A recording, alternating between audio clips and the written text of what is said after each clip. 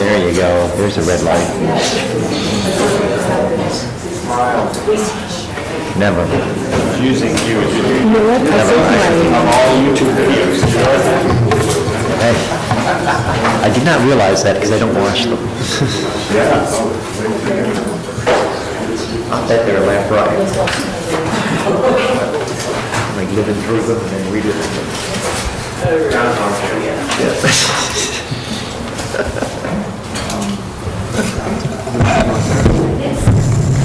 Good morning, Commissioners. This is the March 8th, 2016 public hearing. Chair Srinivasan, here. Commissioner Blaine.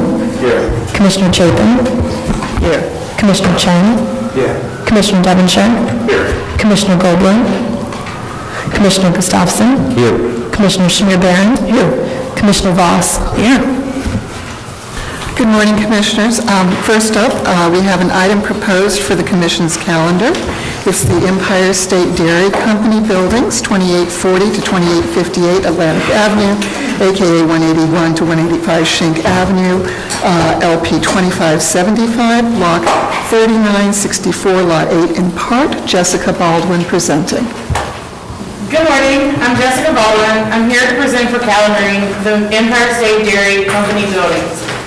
The OPC has been working hard to find preservation opportunities that complement the East New York rezoning plan. The Empire State Dairy Company buildings are one of the sites we have identified as eligible for designation within the rezoning area, and are two of the most architecturally and historically significant industrial buildings in the neighborhood. The building's monumentality is showcased not only by their prominence along a full block of Atlantic Avenue, but also through their architecture. The decorative 1906-07 building and the minimal yet thoughtfully designed 1914-15 buildings stand out in the neighborhood surrounded by row houses and more modest industrial buildings. The industrial history of East New York dates back to the 1860s, when at that time it was largely occupationally dominated by German tailors and cigar makers. Expanding transit lines and roadways to the area advanced population and industry growth throughout the turn of the century. Sitting on the northwest corner of the site, the 1906-07 building was designed by Theobald Engelhardt in a Renaissance Romanesque revival style. Engelhardt, a prominent architect of his time, is known for his commercial and manufacturing buildings, including the Eberhard Faber Pencil Factory Historic District in Greenpoint, Brooklyn, which was designated in 2007. The dairy building features a terracotta bay along Schenck Avenue and a series of sculptural terracotta timpani along the second floor windows. Both of these elements have stylized keystones, brackets, and floral details. The 1914-15 building was designed by Otto Strack in an abstract classicist style with secessionist details that include large steel windows and corbelled column capitals. Strack was known through his career for his use of steel.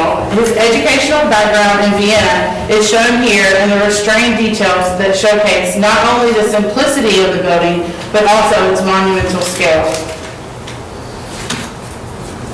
These intricate polychrome ceramic tile mosaics depicting pastoral scenes are key features of the 1914-15 building's large Atlantic Avenue facade.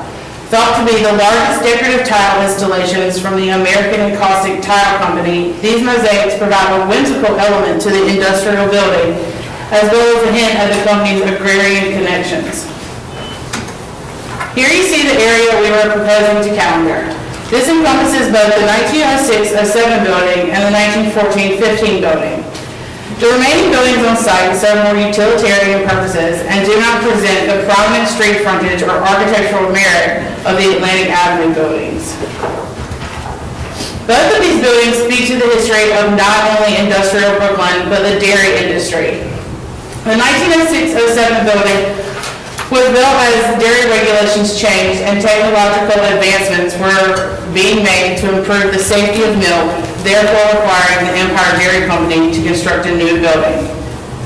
By the construction of the 1914-15 building, milk was being processed in high volumes, and the need for cleaner, more modern facilities such as this one were critical to health regulations and industrial growth. The The research department is recommending calendaring this set of buildings as part of the industrial past of both dairy production in East New York. The 1906-07 building and the 1914-15 building feature unique architectural elements that the research department believes merit designation and contribute to the historical significance of the area. Thank you, Jessica. Are there any questions? Any questions? All right. I just want to note that the Empire Dairy or Borden Dairy buildings on Atlantic Avenue are really some of the few industrial historic structures that have survived and are easily recognizable as a part of East New York's manufacturing past. And it also represents moments in history, as Jessica said, including the milk wars and awareness for public health.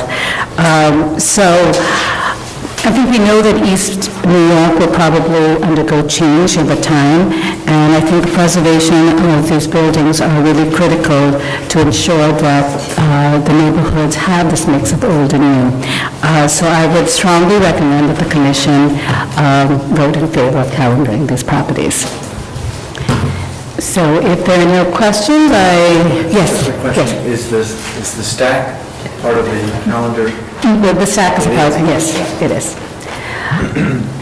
Okay, good. Mark, what do I do? I make a motion to calendar the property? Okay, all in favor? Aye. Any opposed?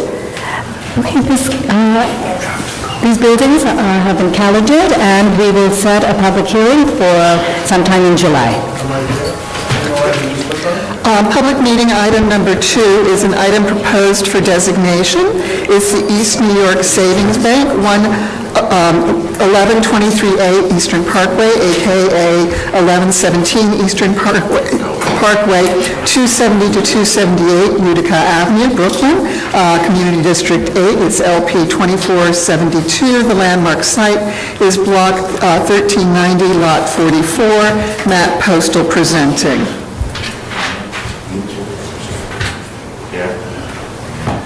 The East New York Savings Bank is located on the northwest corner of Eastern Parkway and Utica Avenue at the juncture of Wheatsville and Brownsville in Brooklyn. Designed by Holmes and Winslow, New York City architects who specialized in bank design, this monumental structure was the Savings Bank's second and most architecturally ambitious branch. The East New York Savings Bank building faces Eastern Parkway, a scenic landmark that runs from Grand Army Plaza to Brownsville. As one of the most impressive structures along the Parkway's tree-lined route, it was built shortly after the opening of the IRT subway, which attracted considerable commercial activity to Utica Avenue. Construction of the East New York Savings Bank began in November 1927 and was completed in December 1928. Though aspects of the tan sandstone building are classical, such as the use of symmetry and a prominent bracketed cornice, it seems probable that the architects were inspired by the recently completed Bowers Savings Bank on East 42nd Street in Manhattan, and that's on the left. A neo-Romanesque style structure with a similarly grand archway. This dramatic architectural feature served as the bank's main entrance, giving the branch an impenetrable fortress-like quality. René P. Chambellan, who created architectural sculptures for many New York City landmarks, including the Channon and Daily News buildings, as well as the fountains at Rockefeller Center, designed the remarkable bronze doors, as well as, most likely, the medallions and the commerce and industry reliefs. The commerce and industry reliefs are at the top on either side of the arch, and that's the commerce relief on the right. The Art Deco style medallions above the entrance, as well as the remarkable bronze doors, incorporate sinuous interlocking figures accompanied by symbols of abundance and ambition. The east facade, which faces Utica Avenue, is decorated with images of bees and honeycombs, symbolizing industriousness and thrift, as well as beehives and stocky men hauling satchels. And they're on the bottom right. In 1929, the design journal Metal Arts described the East New York Savings Bank building as, quote, delightful and one of the finest bank structures of its kind. To thank the 250 workers who participated in this impressive building's construction, a testimonial dinner was held in the banking hall honoring the plumbers, masons, painters, contractors, architects, and contractors.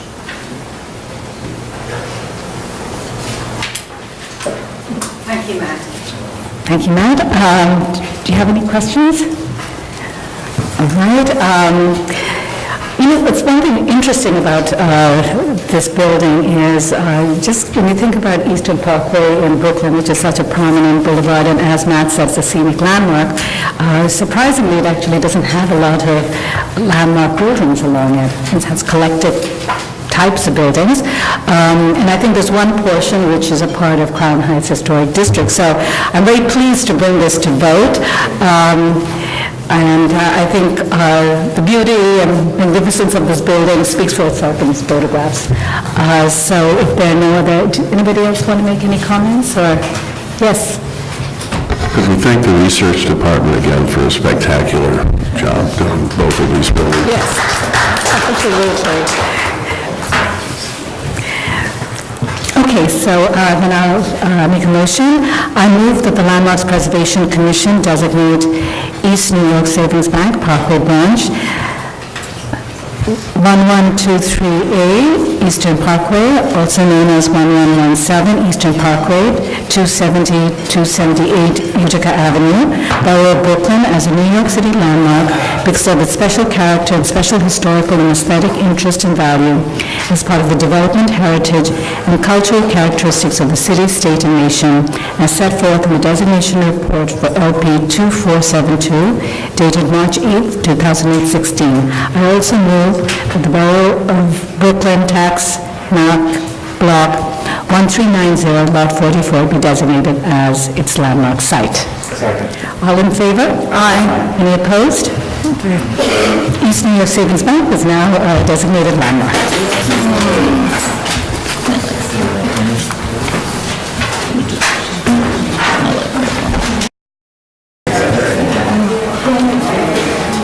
All right, Commissioners, we're moving on to the preservation part of the hearing, public meeting.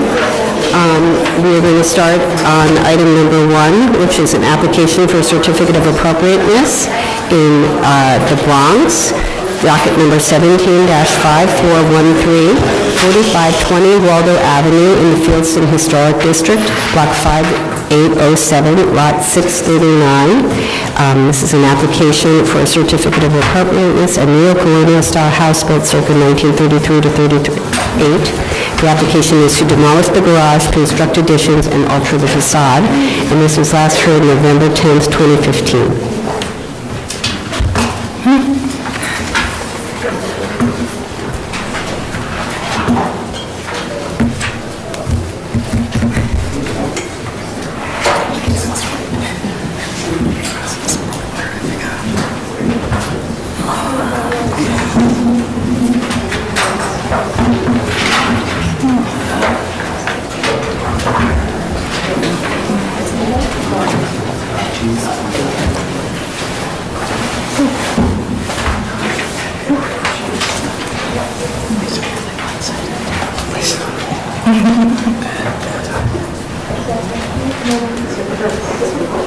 I think she has more. I'm trying to fix the projector.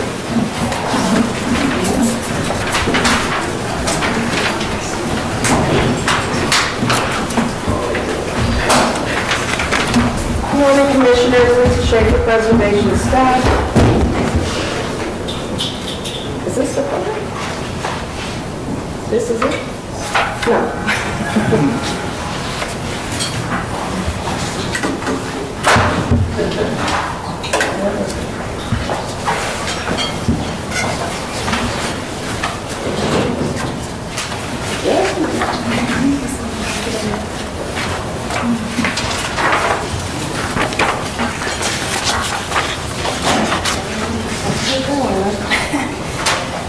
Okay, this is 4520 Waldo Avenue. You originally saw this application in October. This is the existing house.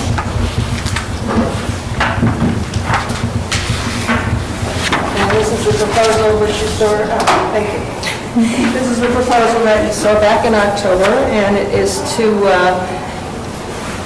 add an addition on the side here. There's an existing garage, which would be demolished, and then the new addition here will have a garage within it, and then to add a second story onto this one-story gabled portion, and roof over the porch, and a new dormer window.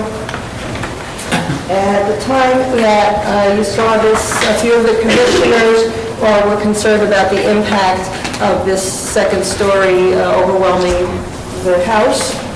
So since then, the applicant has made some changes to the proposal.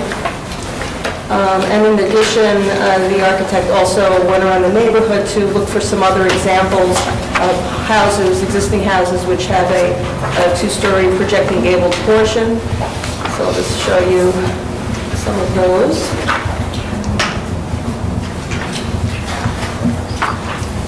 And this is one that the commission actually approved a few years ago. That's under construction.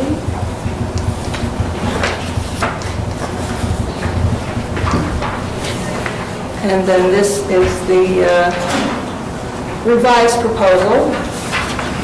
And the architect changed the roof to a hipped roof, both at the addition as well as the dormers.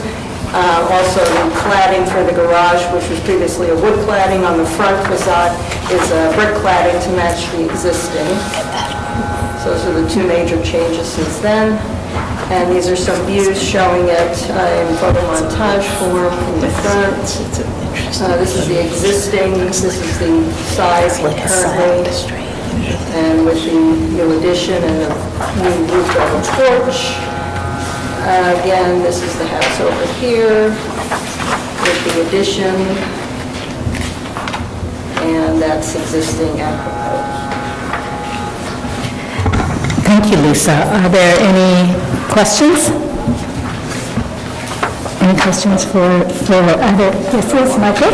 In the rendering showing the end wall, it looks like it's gray. Is that, go back to the next. No. Stop. Yes, this is wood. On the side it is wood, the front is brick. Okay. And the brick returns in the corner. All right, thanks. Okay, any other questions? All right, then we can move to comments. Okay. Any comments? I think the issue really was about, there was concerns, as Lisa said, about having this two-story portion in the front, and whether that, she's noted, was that overwhelming, does it change the character? And I think what the applicant has really done has gone to look at other examples. I think, we have allowed buildings and houses in Fieldston to be enlarged. At our last hearing, we asked them to explore whether there was opportunities at the rear, and I think they came back and explained that there were limited opportunities. They had done some enlargement at the rear, but they also have to maintain their 30-foot rear yard, and so it really requires them to put some of the bulk in the front of the building. The hip roof softens that impact as well. With the hip roof. Okay. If the commissioner is okay with it, then we can move to decision. Okay, Fred, you can read that? Yeah. In the matter of 4520 Waldo Avenue in the Fieldston Historic District, the application is to demolish the garage, construct additions, and alter the facade. I recommend approval, noting that the existing garage and glazed enclosure connecting it to the house are original features. They are well set back from the primary facade and separate the main house, and their demolition will not detract from the special historic and architectural character of the house. That the design of the proposed additions will be harmonious with the original house in terms of materials, details, and finishes.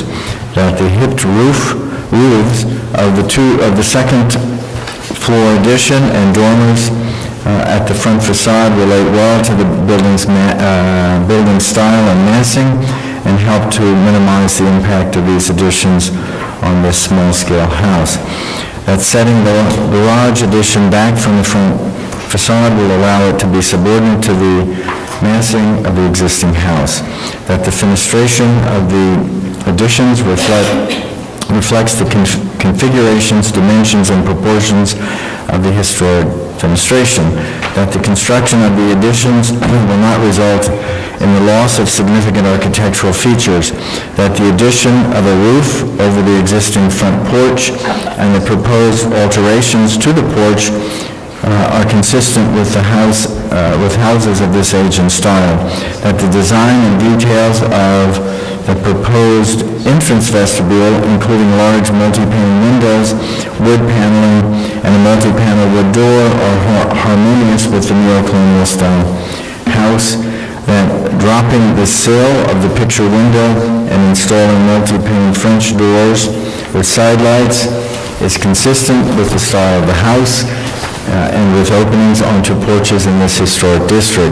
That adding a copper base to the existing bay window and hipped roof dormers to the front slope of the roof is in keeping with the design of bay windows and dormers in houses of this style in the historic district, and that the construction of the proposed addition will not detract from the special character, special architectural and historic character of the house or the Fieldston Historic District. Second. All in favor? Aye. Any opposed? Application's approved.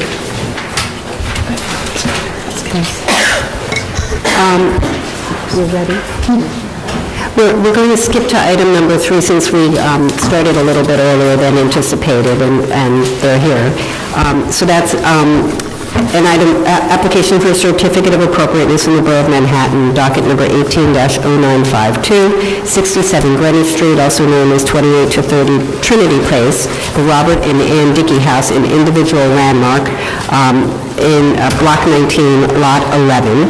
This is an application for a federal-style townhouse built in 1809 to 10, with alterations in 1872 performed by Detlef Renow, and a one-story rear storefront addition in 1922. The application is to demolish the one-story rear addition, modify windows and doors, remove fire escapes, alter the roof, install rooftop fencing and a bulkhead, alter the rear yard, and connect the adjacent new building internally and cantilever portions of the new building of over the landmark site.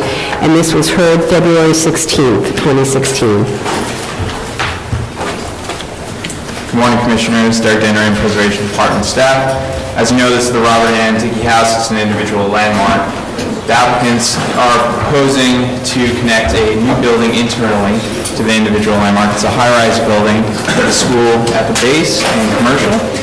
And they're also going to propose to do restoration work, including windows, brownstone, brickwork, removal of the fire escapes, entrances. They're also proposing to remove a one-story rear addition, which they're going to create a courtyard space for the school entrance. Previously, the commissioners were concerned about the points of expression in which were the projections over the individual landmark, as well as the signage pylon and also the elevation of the interior floor space. Applicants are here to present this application. Okay. Thank you. Thank you, Derek. Who opened the hearing?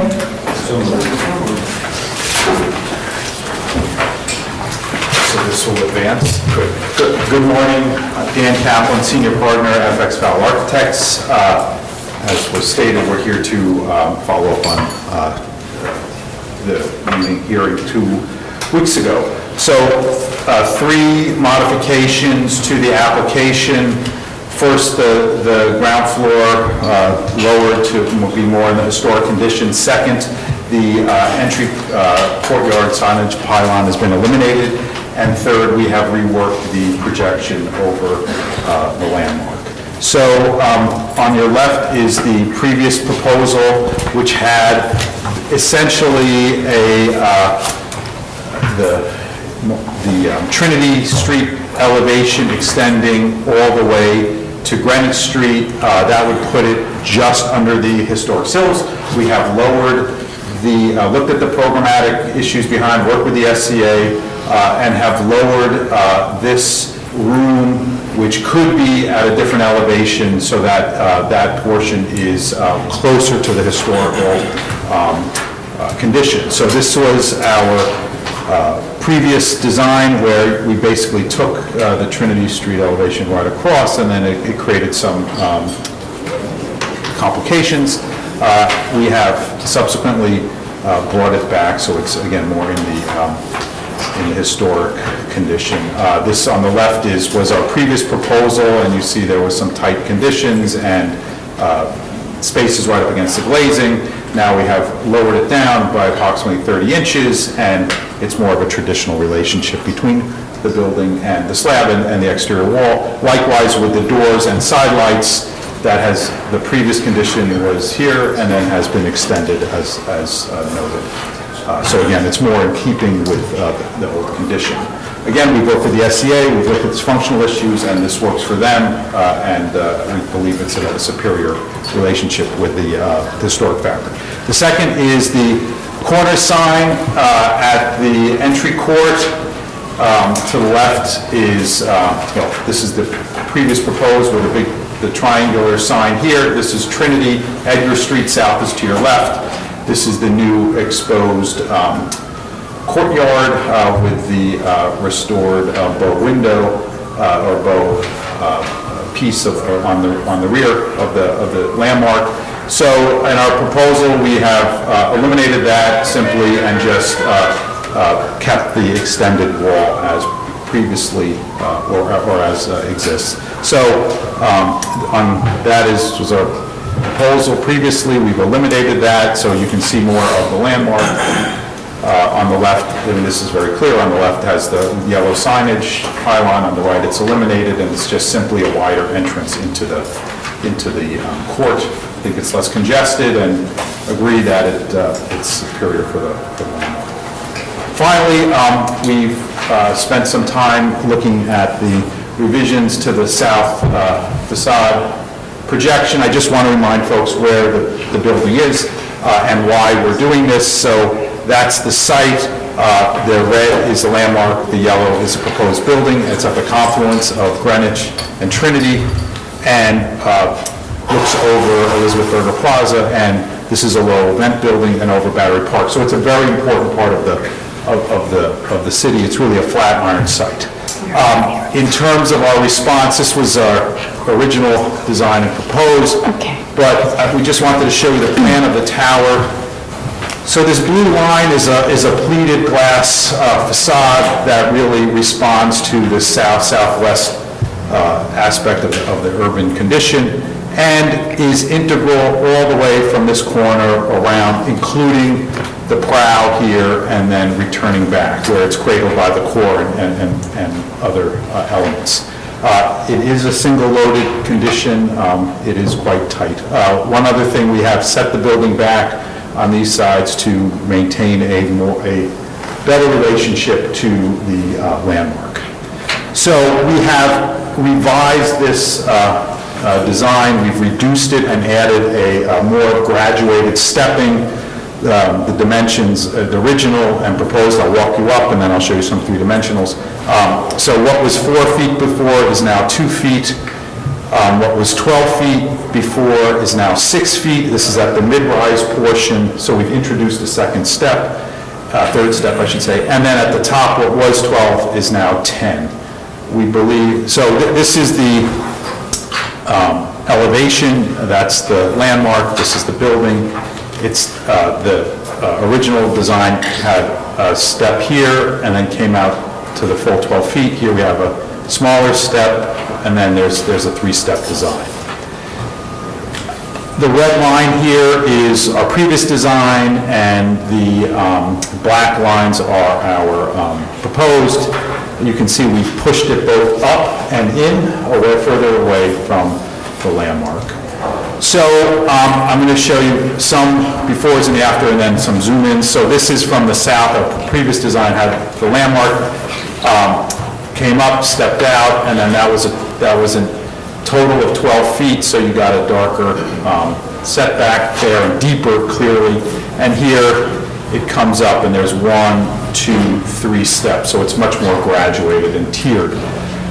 Just a little closer, I think this really does a few things. One is, it's worth really noting that the south facade or the south wall of the landmark is not historic fabric, it's not the historic condition, it was a party wall that's been exposed. So when you do see the relationship of the tower in relationship to the base, it is not adjacent to the historic fabric. Secondly is the suggestion of tiering it, we think is quite good. It does basically put the steps, first of all, less deep, so it's more of a gradual corbelling, and secondly, it's really in the scale of the cornice lines of what's around it. We've scaled a lot and looked at a lot of cornice lines. This is 63 Broadway. It has about a 4.5-foot cornice line. This is basically 4 feet in terms of the graduated step. And then finally, a little closer, I mean, we really are working on this idea of an undulated glass wall that's integrated into the rest of the facade here, and then really has a proper prow that overlooks the south. From the other side, this is looking north again, but on the Trinity side, and you can see the scale comparison on the left, previous, and on the right, proposed. We are treating the undersides carefully. So again, it's integrated into the design. It's not an exposed slab. It will have a painted metal panel, and really the facade will be, the curtain wall will be expressed as an element. And now we're going to just go through some views at street level. This is from the southeast, proposed before, original proposal and revised proposal. So it's a deeper setback here or projection here and here it's more tiered and softer. These are the views we showed last time. I do want to re-stress that these are looking up, craning the neck, really trying to demonstrate with you know, if and how it is visible. I would note this is the distance from street to the underside of this setback is over 280 feet. It's way up there. It is at the height of this cornice, but this was on the left. The original proposal, on the right, the stepped tiered proposal. I think it will be here's one that's more dead on, and here's one that is more coming from the north looking south, slightly oblique. I think it's really truly going to be very hard to perceive from the sides where the property or the lot line is between the historic building and the proposed tower. I think it's from the south where it does look like it is truly projecting. It is seen in relationship to the non-historic portion of the building, but when it's in the historic portion, given the setback, given the integration of the glass of the rest of the building, we think it will be very hard to perceive that this isn't even an overbuild at all or a projection over the lot line. So that's our presentation in response to your comments, and we're here to answer any questions. Thank you. Okay, thank you. Are there any questions? Any questions? Okay, we can, thank you, Dan. We can close, okay, before we close the hearing, I just want to also just enter into the record that we did get a statement from the Society of Architecture of the city, and I think all the commissioners have received that. Okay, we can close the hearing then. All right, comments? Yes. I was actually dubious that changing the setbacks could work as effectively as they do, but I think they do. They're quite significant, actually, if you compare many of these, kind of the previous scheme to the current scheme. Particularly, I'm looking at page 29, but many of them show the same thing. I think this is fine now. I think overhanging landmarks is a dangerous precedent. We have to look very carefully when and how we do it, but I believe this has done extraordinarily well, and I can certainly accept it now. Others? I would agree. I think that just in terms of all the changes that they've made, I think that bringing the ground floor level along Greenwich Street is a really positive move. And it also just avoids them the sort of awkwardness of having these windows, which were at the level of your feet and blocking them off with shutters. I think this is more natural. You enter into the level which was historical, and the fenestration associated with that makes sense. And so that whole aspect of the restoration really works well. And I think, of course, taking off the sign was a little bit of a no-brainer, but it does really, it was, I think, detracting from one of the biggest positives of this proposal overall, which is the enhancement and restoration of the landmark building. So I think it was somehow at odds with that, and removing it has really, is a small but actually very effective move. And finally, I think that the articulation along the southern facade, which is a prominent facade, and just in terms of architecture, I think it's important that it makes some kind of statement, and it has sort of this, now what feels like a cascade, or I don't remember what you said, articulation or undulation, and it also relates to the facade along Greenwich Street, so that's integrated. But just in terms of sort of appropriateness, that it now is, a portion of it is overhanging on the landmark side, I think that, I just don't think it's going to be really discernible. I think that when you're at the street in front, you're looking at this building, and then you're following your eye up, and I think it would be hard to make that connection between the articulation at the top of the building to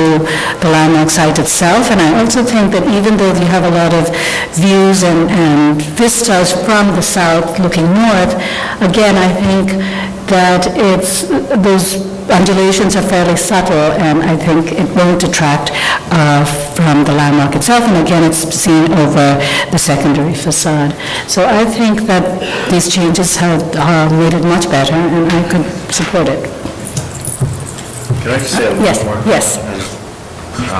I think also the building, this super high building next to the super old building, which has been changed a lot over time, I understand that too, the landmark has. I think it's a truly New York way of solving the problem. It could have been that the architect might have looked to the old historic building and tried to incorporate aspects of it, even the color or something, I don't know, in the base. To me, this is just a much more honest way of dealing with the whole problem. It's a building next to another building, a very new building next to a very old building, and it just does it honestly and straightforward. Lets the old building alone in a way, even though it incorporates its use, which is terrific because now the building will have long-term longevity because of a use. Anyway, I just think it's an honest way of dealing with it, and it could have gone in another way. Okay, yes, any other comments? Okay, then we can move to decision, Artie? In the matter of 67 Greenwich Street, that's 2830 Trinity Place, the Robert and Ann Dickey House individual landmark, the application is to demolish the one-story rear addition, to modify windows and doors, remove fire escapes, alter the roof, install rooftop fencing and the bulkhead, alter the rear yard, and connect to the adjacent new building internally and cantilever portions of the new building above the landmark site. I recommend approval, finding that the removal of the one-story rear addition will not cause the removal of a significant historic fabric because it was a later commercial addition that does not contribute to the architectural and historic significance of the historically residential building, and its removal will support the adaptive reuse of the building. That the proposed courtyard at Trinity Place will consist of a low masonry wall, simply designed black steel railing and planter boxes, and stone paving that will recall the historic boundaries and openness of the rear yard prior to the construction of the one-story rear addition. that the removal of the non-decorative fire escapes, which are not original to the building, will eliminate a condition that obscures the details of the mid-19th century facade, that the removal of the roof and the construction of a sunken play roof, 10-foot tall fence and bulkhead will not eliminate any historic features of the roof and will not be visible above the historic facades. That the proposed sunken play roof recessed into the fourth floor will only be minimally perceptible as a finished dropped ceiling or wall as seen from the Trinity Place through select multi-light windows.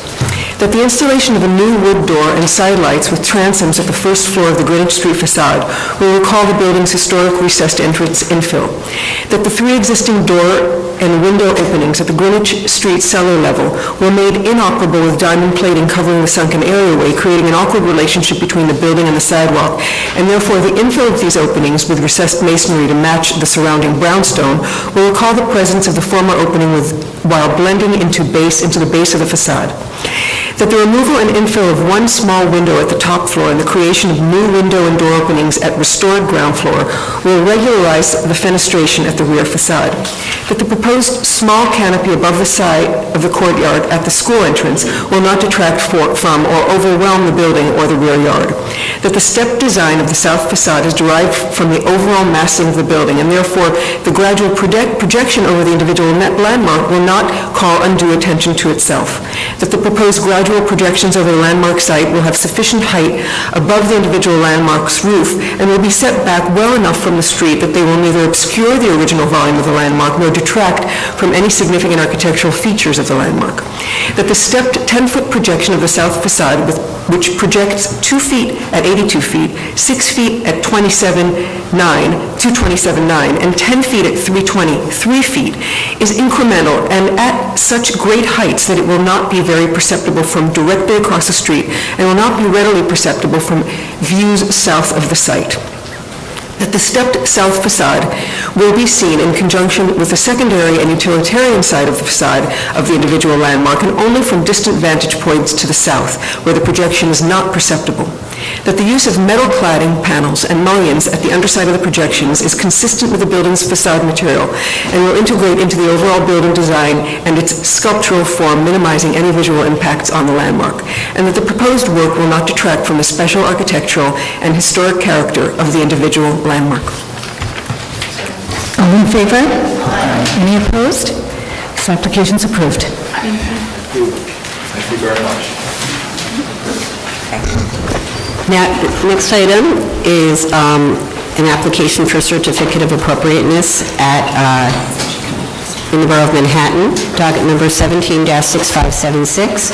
The address is 54 Charles Street in the Greenwich Village Historic District, Borough of Manhattan, dock 611, lot 12, a Greek Revival-style row house designed by Solomon Banta and built in 1839. The application is to construct a rooftop addition, excavate the rear yard, and alter the rear facade, and this was heard at the public hearing of February 2nd, 2016.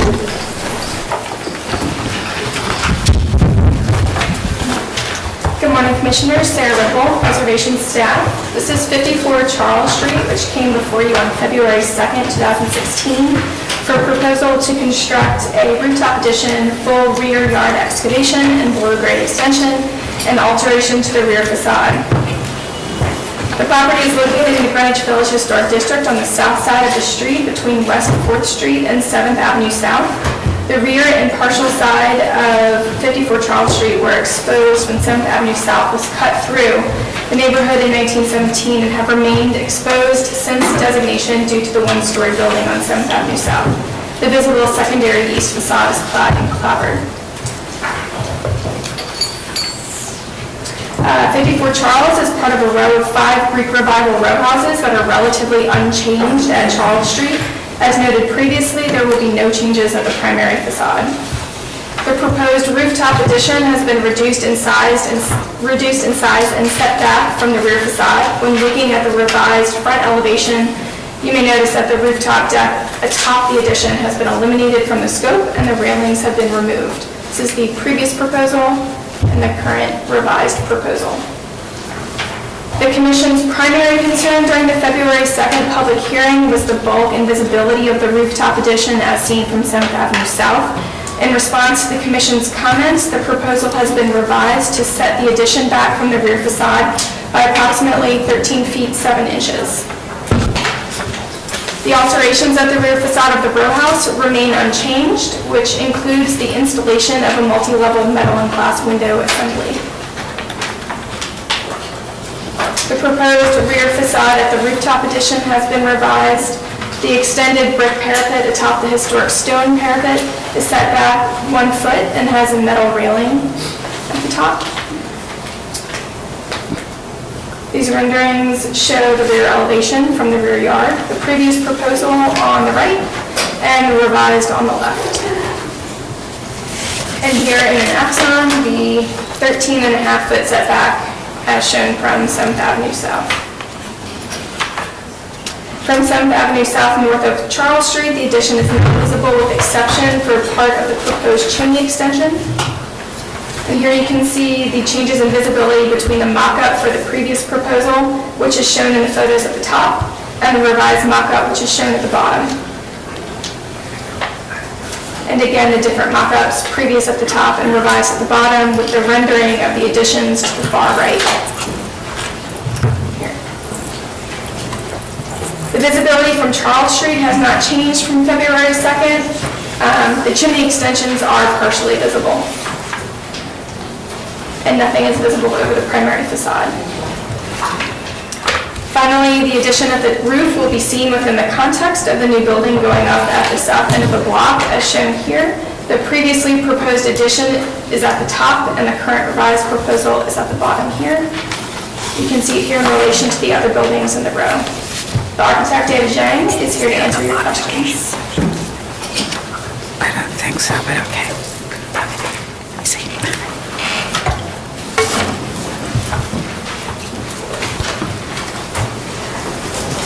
Okay, are there any questions?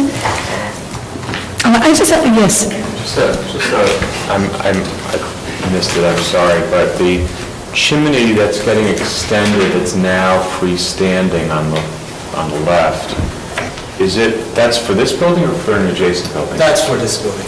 And it can't be jogged or angled such that it is part of the addition? I think one other way we can do it is reduce the bricks so that it matches to the level of the building. And we'll also look into jogging it. Okay, thanks. Okay, so can we ask them to work with staff on that? Okay. All right, so are there any other questions? Okay, we can close the hearing. All right, comments? Yes? I think it's much better. I think the real issue for me is that freestanding chimney. It just adds a lot of mess and just, it's very peculiar. It's not a particularly historically normative thing to see. So I think it'd be good if they could try to integrate it into the body of the structure with staff's help. But otherwise, I think the setback was significant and makes a big difference. Okay, any other comments? All right, I totally agree. I think with the setback, the rooftop addition is much more in scale with other rooftop additions that we've seen in the neighborhood. John? Can you read that? In the matter of docket number 17-6576, 54 Charles Street in the Greenwich Village Historic District. Application is to construct a rooftop addition, excavate the rear yard, and alter the rear facade. I note that the style, scale, materials, and details of the building are among the features that contribute to the special architectural and historic character of the Greenwich Village Historic District, and also that 7th Avenue South is characterized by buildings of very different sizes and scales and unusually shaped lots, exposed, undesigned building facades, and atypical views into the center of the block that were created when 7th Avenue cut through the street grid, and that these characteristics contribute to the multi-layered context of the streetscape and the historic district.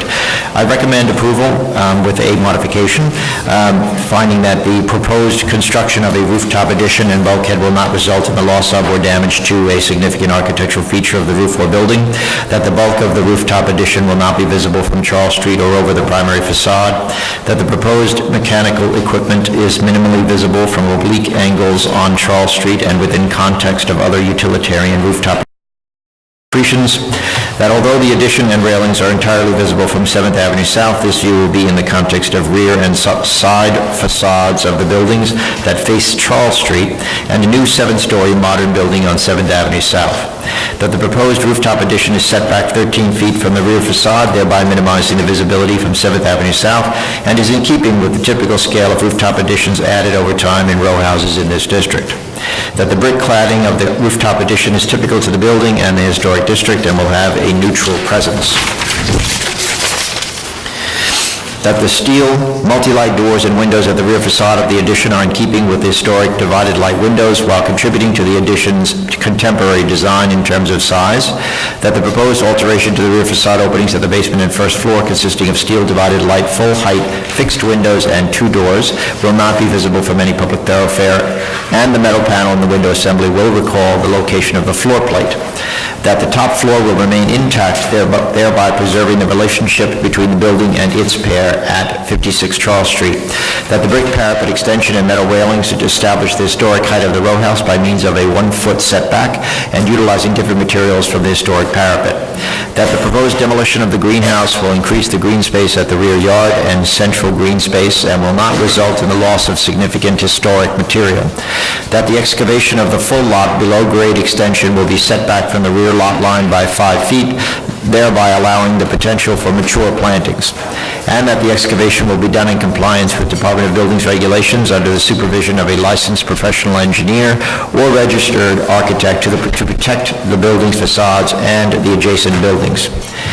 And I also recommend that the applicant work with staff to relocate the flue and chimney extension toward the center of the roof to minimize visibility. All in favor? Aye. Any opposed? The application is approved. So, Commissioners, we're going to move to item number 6, which is 105 East 73rd Street, located within the Upper East Side Historic District. Item 6. Docket number 182155. This is a row house designed by Tom and Wilson and built in 1881-82 and altered in the neo-Georgian style by Grosvenor Atterbury in 1902. The application is to amend Certificate of Appropriateness 159374 to modify the side addition. Good morning, Commissioners. Carly Bond with Preservation Staff. 105 East 73rd Street is located just east of the corner with Clark Avenue. This is the building here. The west secondary elevation is visible through the service alley adjacent to the large apartment building on the corner. In 2014, this building received commission approval to modify special windows at the primary elevation, which are these windows here, and to construct visible stair and elevator bulkheads and a side addition at that west secondary elevation, which is this volume shaded in green here.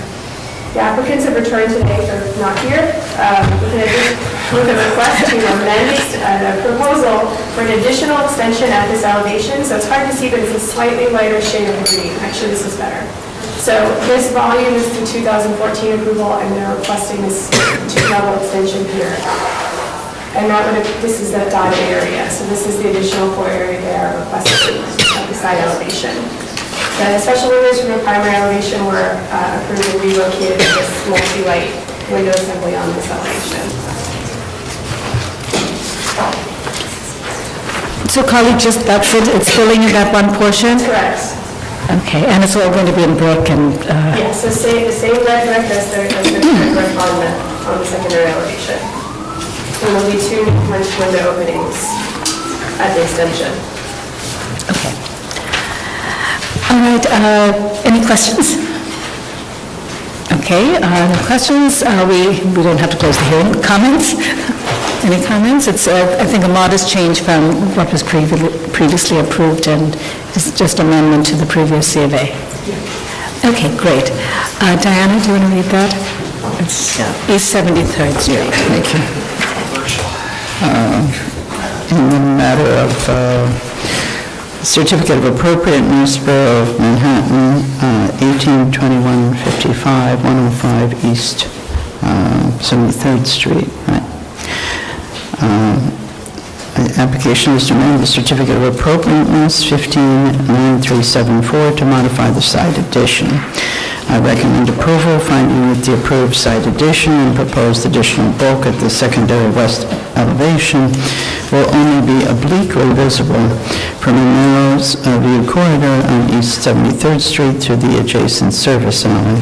That the scale of the proposed addition and cumulative scale of the approved additions may not overwhelm the building or the adjacent large apartment building. The constructing the addition in brick of the same color, texture, and bond pattern will cause the addition to blend with the remaining historic portions of the western secondary elevation. There's something. Yeah, it's on. There's something.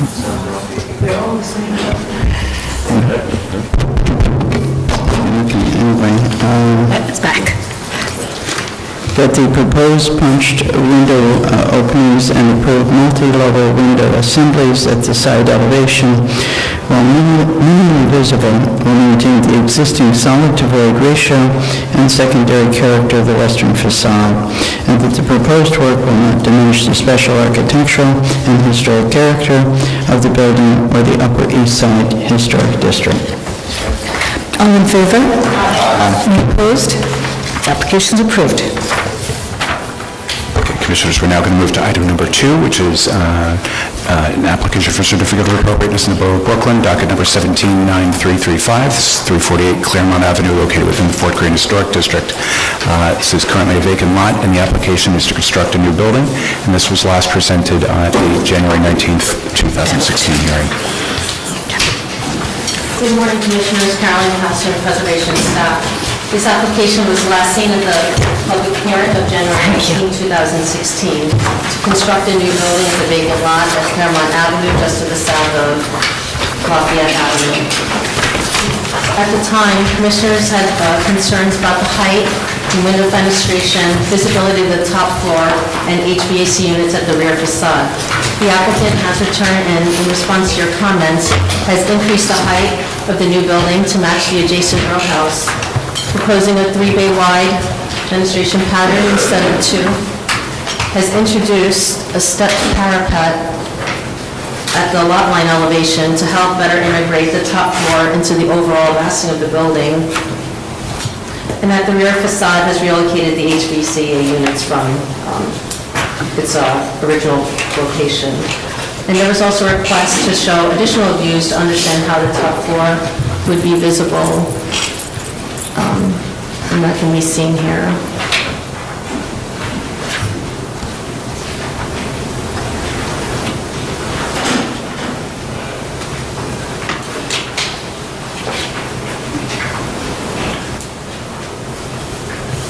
So it's stucco on the front and then brick on the side? Yes. Well, it's brick on the front facade. No, I'm sorry. At the top floor. Yes, at the top. That's correct. Go back.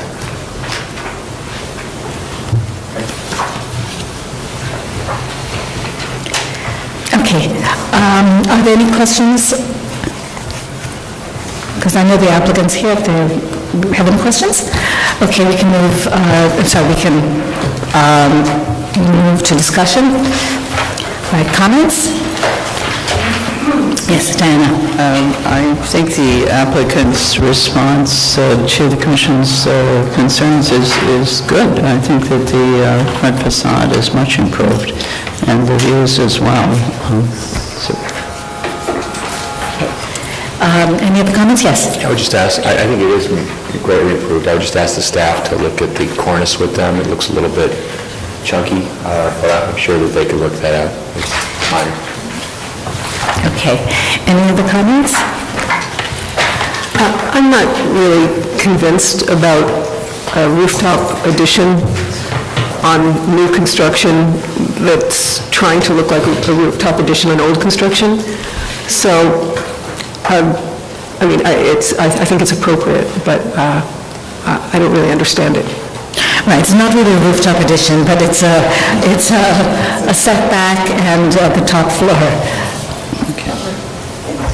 Okay, all right, any other comments? I would agree with Diana. I think that, in fact,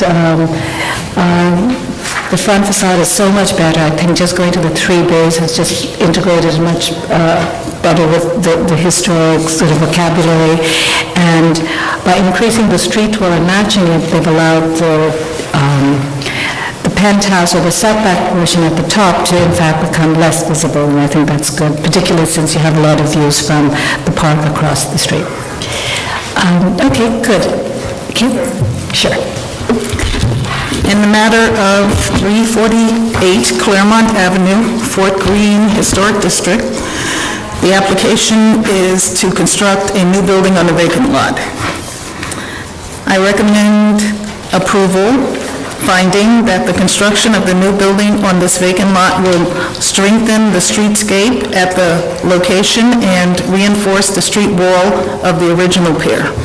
That the general scale and massing of the building will match the heights of the adjacent building and other row houses on the block.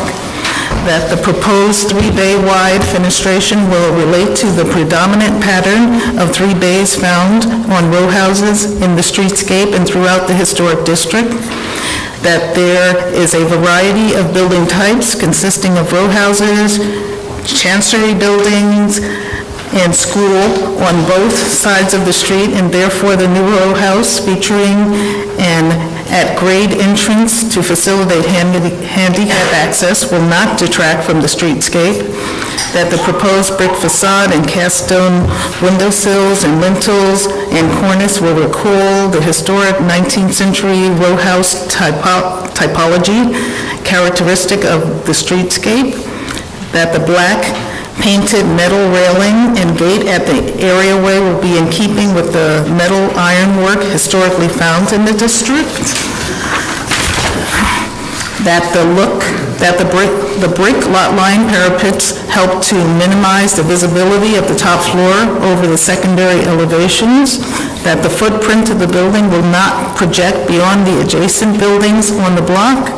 That the fenestration pattern and ratio of solid to void at the rear elevation will relate to the buildings found at the interior of the block, and that the overall design and composition of the new building will enhance the special architectural and historic character of the streetscape and the Fort Greene Historic District. All in favor? Any opposed? This application is approved. Commissioners, we're going to move now to item number 5 on the agenda. It's an application for a certificate of appropriateness in the Borough of Manhattan, docket number 169606. This is 125 Fifth Avenue, located within the Ladies Mile Historic District. This is a neo-Gothic style dwelling built circa 1850-51 and altered circa 1921-23 by Irving Mardon. Application is to modify an elevator bulkhead built in non-compliance with certificate of no effect 093964 and construct a penthouse addition. And it was last presented in June 16th of 2015. Good morning, Commissioners. Corey Rala, Preservation staff. This was presented last summer, so I'll give you a brief recap of that proposal. Again, the building is located mid-block between 19th and 20th Streets, 5th Avenue.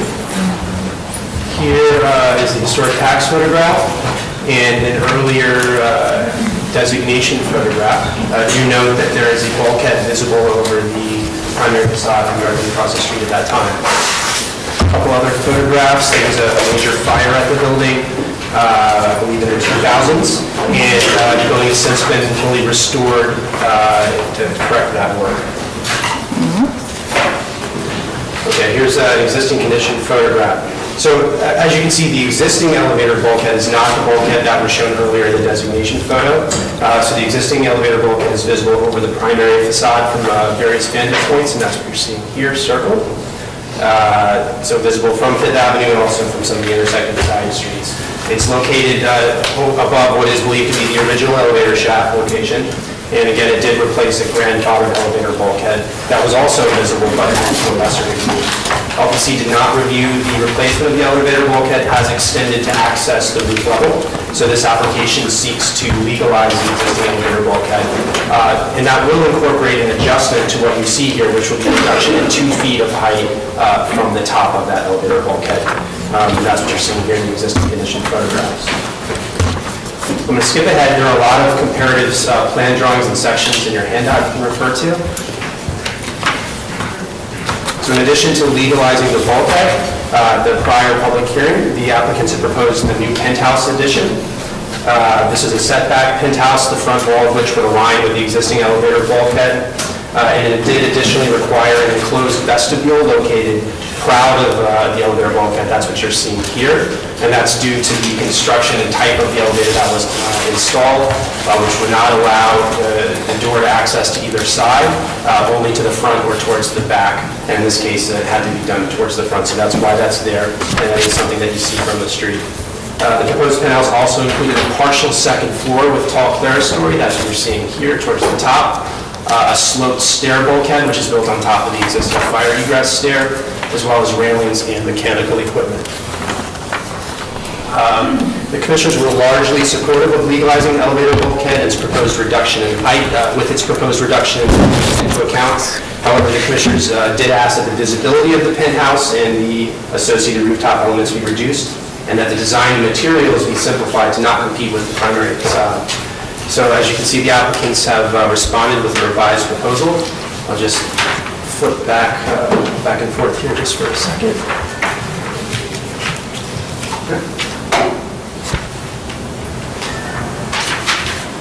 Excuse me for just a minute.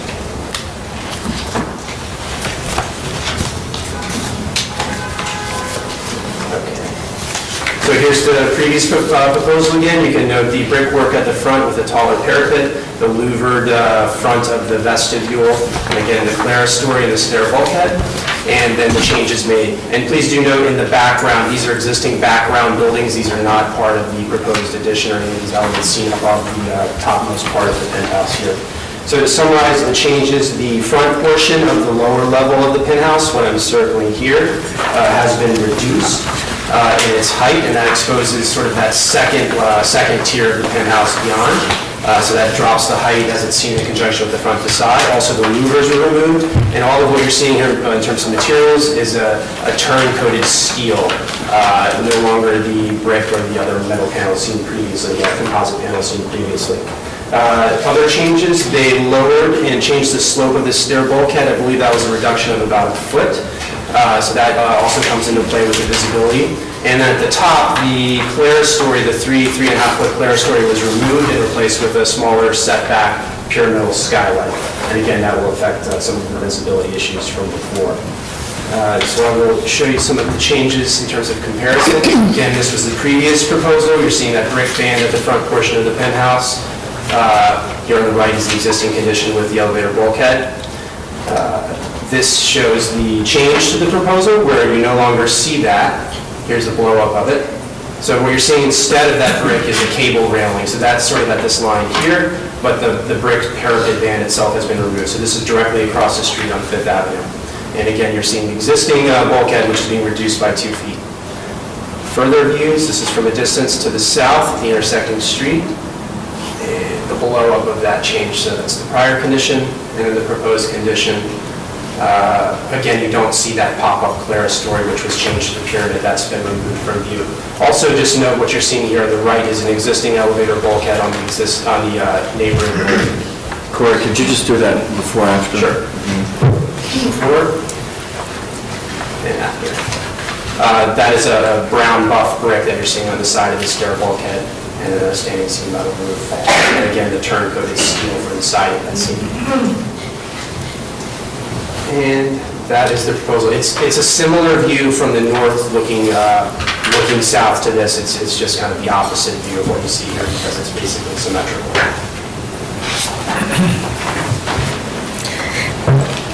Okay, thank you, Corey. Are there questions? Any questions? All right, we can move to discussion.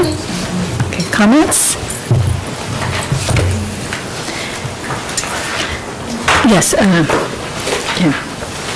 I think the railing at the top doesn't need to be open, because everything else is masonry, all the other parapets that are near it and in the neighborhood, so the open railing seems to be kind of distracting. Oh, you mean the ones where it's really back? Yeah. So just to show you what this looks like in the other view as well. That is a change that eliminated the visibility of the brick over the front facade from directly across the street. So by doing the open railing, the sky is returned behind it. So that change was a material change that reduced visibility in terms of what you perceive in massing from across the street. Yeah, Michael. I think you might be able to improve it a little bit by just changing the color to a little darker color, maybe have it match the turncoat color. I think it would just, I think the copings too would just kind of highlight the perimeter less and let it kind of fade into the general background. So is that the color of the bulkhead and every? No, the turn-coated metal is a kind of a warm medium gray. Okay. The coping and the railings, I assume, are either painted steel or aluminum, which is probably a much lighter color. So I think that if this is something they could certainly do with staff, just have it all match, and it would be a tad more visible in the straight-on view, but it would probably be a lot less visible in this view. Okay. That sounds good. Any other comments? Okay, Regarding 125 Fifth Avenue in the Ladies Mile Historic District, the application is to modify an elevator bulkhead built in non-compliance with CNE 093964 and construct a penthouse addition. I note that the style, scale, and details of the building are among the features that contribute to the special architectural and historic character of the Ladies Mile Historic District. I also note that the existing elevator bulkhead visible over the front facade was installed in non-compliance with a previous permit and is taller than the original elevator bulkhead. So I recommend approval, finding that the elevator bulkhead, which was constructed above the original elevator shaft, will be reduced in height, thereby reducing its visibility from the street and its visual impact over the front facade. The proposed elevator lobby enclosure, which is set very close to the front facade, has been sized as small as possible and will feature simple metal cladding with a gray finish matching the elevator bulkhead and will not compete with the architectural features of the front facade. The massing of the proposed two-story addition will be broken up into different volumes and clad with different materials to reduce its bulk and to recall rooftop accretions, which have been added over time. The design of the proposed penthouse, featuring metal and glass door and window assemblies and metal composite and brick cladding, will appear as a contemporary addition that does not compete with the articulation, materiality, details, or character of this five-story building. That only the elevator bulkhead and lobby and setback railings in the penthouse roof will be seen from directly across the street over the primary facade, and views of the stair bulkhead and portions of the penthouse will only be seen from oblique angles across the intersections with two side streets. The penthouse and bulkheads were most visible as an ensemble will be seen in the context of other bulkheads in the backdrop of secondary facades of larger buildings around the site, and will have a neutral presence in terms of massing. The work will not detract from the significant architectural and historic character of the building and the Ladies Mile Historic District. The applicant will work with staff on the color of trim and railings to have it match the turn-coated material. Second, all in favor? Any opposed? This application is approved. Commissioners, the last item, will take a few minutes to set up. They're coming up the stairs now, but I'll read it in. Item 7, it's item 7, docket number 177124. This is 1143 Fifth Avenue, located within the Carnegie Hill Historic District. This is a neo-federal style apartment building designed by J.E.R. Carpenter and built in 1922-23. The application is to construct a multi-story rooftop addition and rear yard addition, alter secondary facades, and install a new sidewalk garden. This was last presented November 10th, 2015.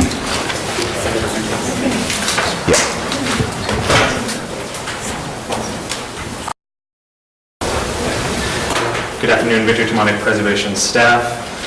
This is 1143 Fifth Avenue, which was first presented as a multi-story street wall addition at the 1110 public hearing. The commission was concerned that the proposal would double the height of the current building, and they decided to take no action. Here.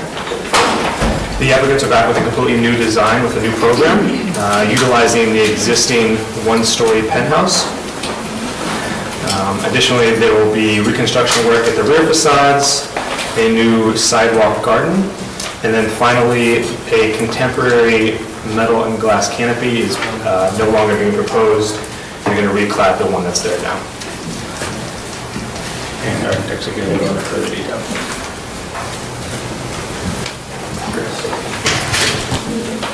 Move reopen the hearing. John McMillan, architect and engineering for this building. We are proposing a one-story addition and rooftop access.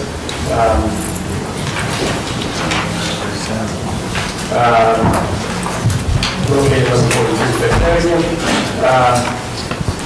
In front on the park, the reservoir.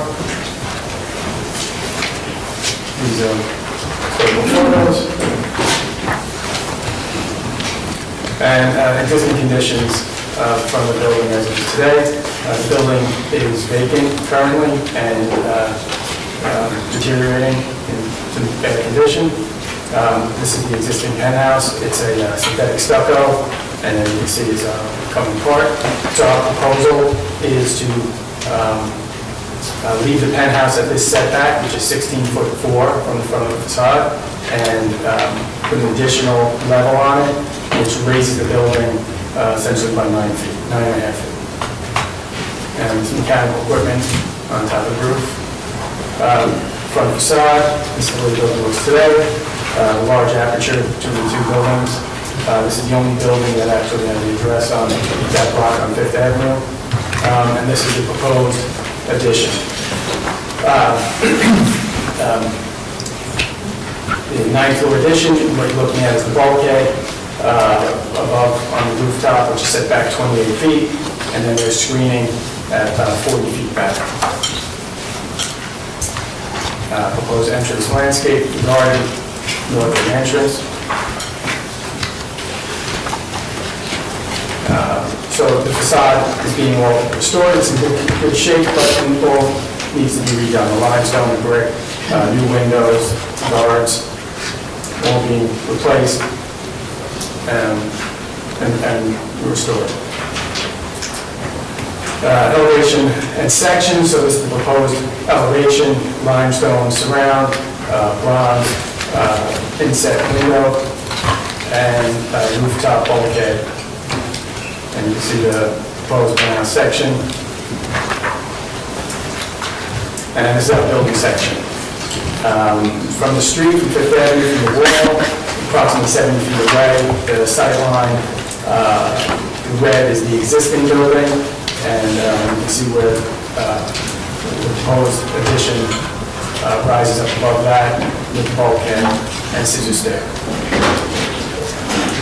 And we have the existing section adjacent to that. Existing penthouse photos and proposed rendering at the west, at the 8th floor. And now looking north. So side by side, we have the viewpoint of the front of the building, the mock-up to the left, and then the rendered penthouse addition to the right, and what we're seeing is about 8 feet of the penthouse addition. And sight lines 1 and 2 from Fifth Avenue, from the wall, again, which is about 70 feet away. You can see the mock-up is really not in view.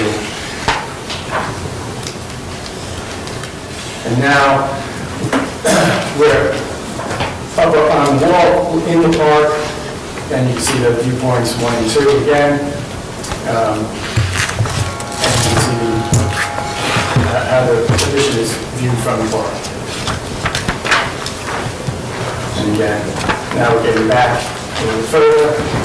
So this building has quite a large viewpoint with vista from all these vantage points from the park. Again, so now this is sitting back probably about over 150 feet away, and you can see the existing penthouse comes into view, and our proposed penthouse rises up above that. And so now we have existing penthouse viewed, and then our proposed penthouse right next to each other. And this is set back at the reservoir on the other side of the playground, and you can see the aperture between the two buildings largely stays intact. From that distance, the existing penthouse is viewable, and our proposed penthouse also.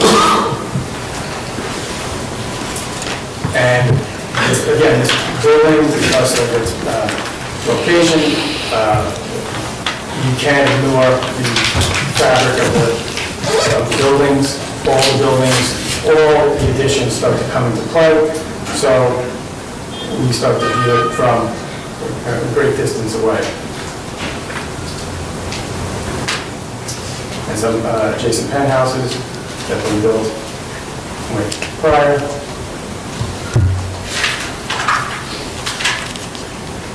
And now looking at the back of the building, A and B viewpoints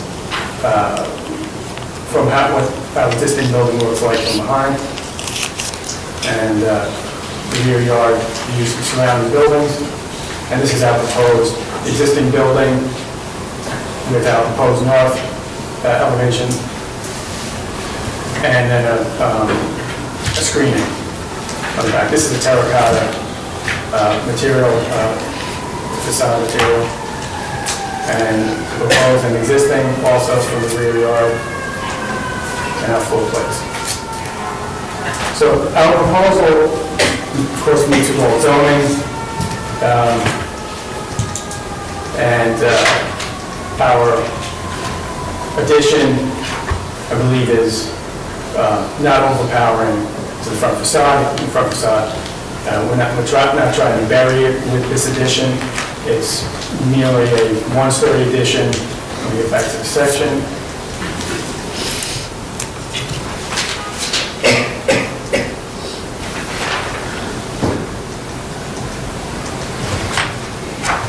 So we're adding to the building approximately, just about 1,600 square feet, the new 9th floor, and then the rooftop terrace with the elevator that accesses the terrace.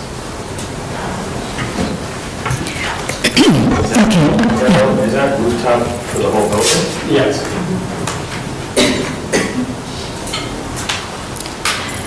And I have a rooftop plan, if you'd like to see it.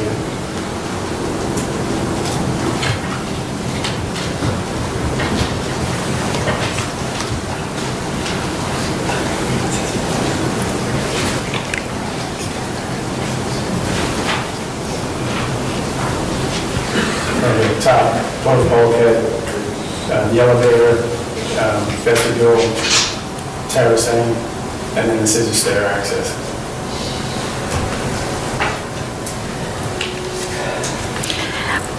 Okay, questions? I just have a few questions. One is the elevator bulkhead, is that visible? It is. Okay, and it's about 16 feet. That seems very excessive. Well, because the elevator accesses the rooftop, so we have 9'6" plus a 5-foot overrun. So essentially 15 feet from the roof of the penthouse. So if we go back to the I'm looking at your section, right? Yeah.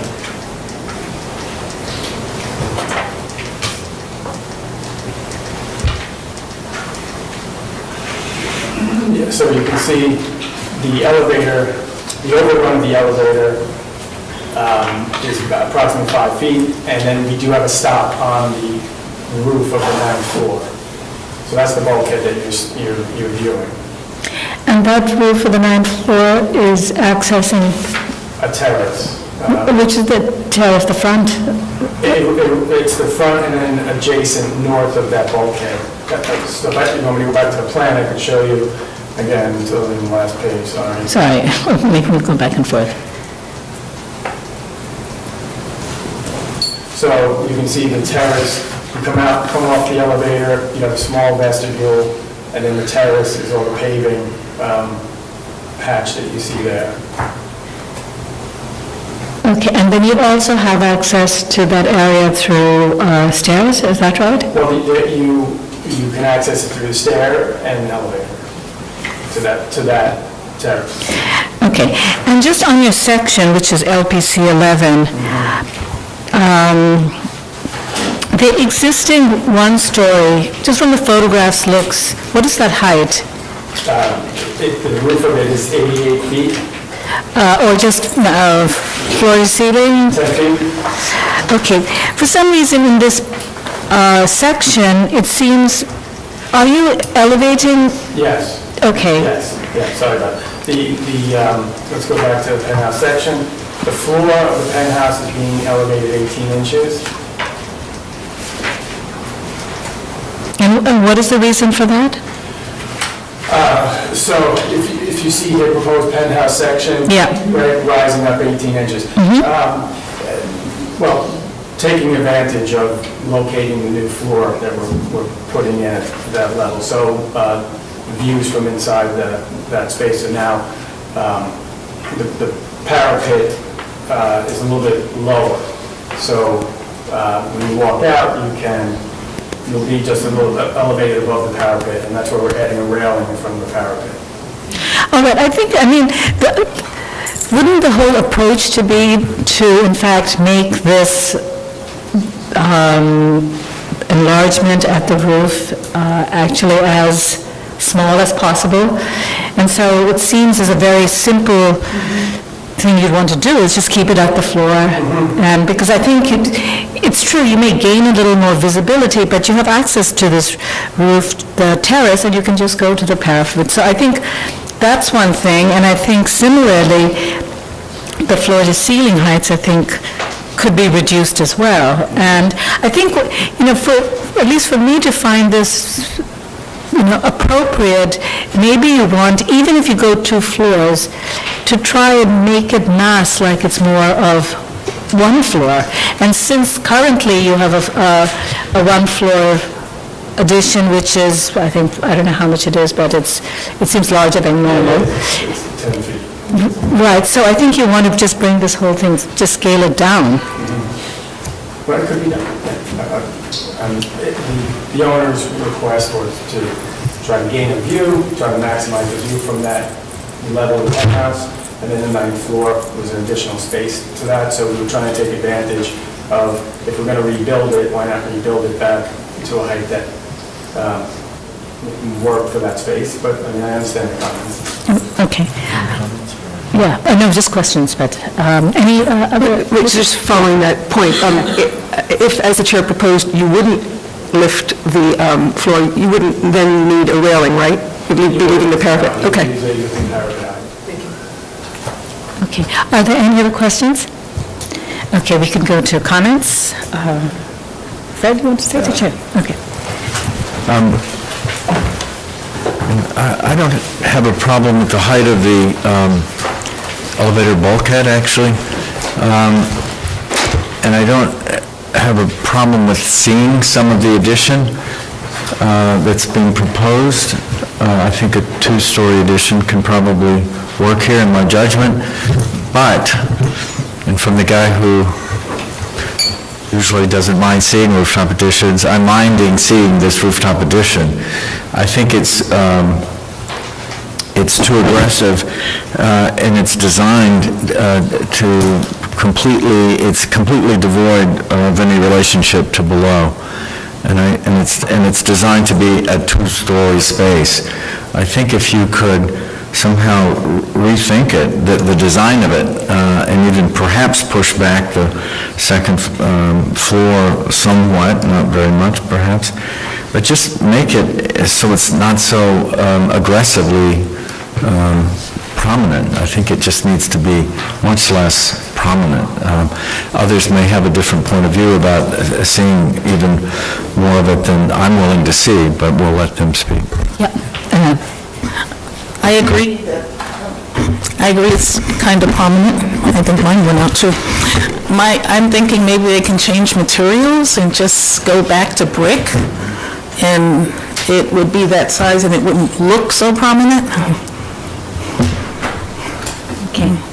Yes. Yeah, I agree that it really seems out of character and is kind of jarring, but I really feel that it needs to be reduced in size, that it's also too prominent.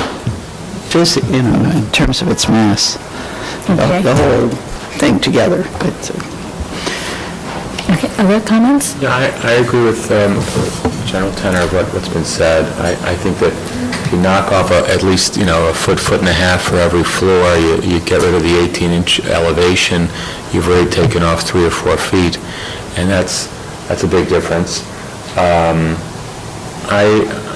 I do find the rooftop bulkhead to be rather excessive, and I wonder if that's a requirement of the building department. I'd say, all right, maybe you have to figure out a way to do it, but I'm not sure that it would be the case with an existing building, that you'd have to comply with quality housing. I'm not sure.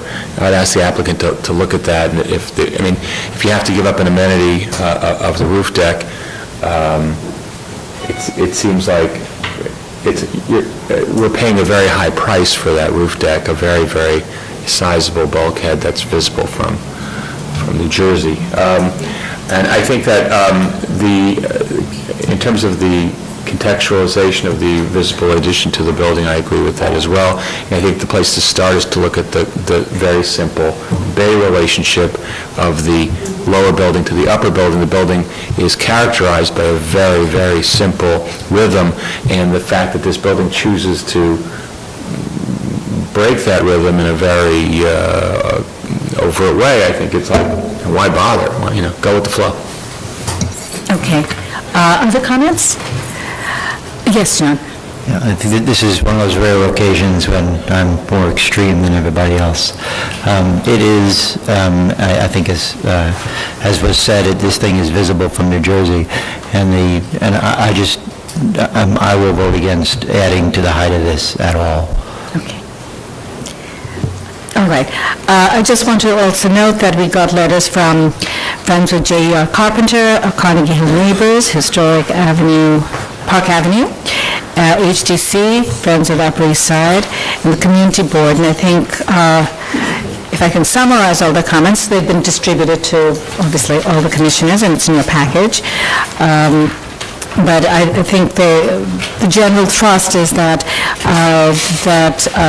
the bulkhead as proposed, or not the bulkhead, but the addition as proposed is overwhelming and to this building, and that it's visible from places like Central Park. But this community board noted they have no concerns about what's happening at the rear of the building. So I think that I think we won't take any action today. I think you should come back. And I think the general thrust is that you should try and minimize the size of this addition as much as you can. And I think there are many ways you can actually do it, and some of the commissioners have mentioned that. I also think that you should look at the facade itself, because it is sort of aggressive and a departure, and it is going to be seen. I think you want it to be more integrated or seamless with the building. And I think during this period, you should also just explore with the buildings department whether you really need to have your elevated bulkhead going all the way to the top floor. And if you can avoid that, I think that will also reduce the visibility significantly. Okay? All right, so we won't take any action today. And that ends up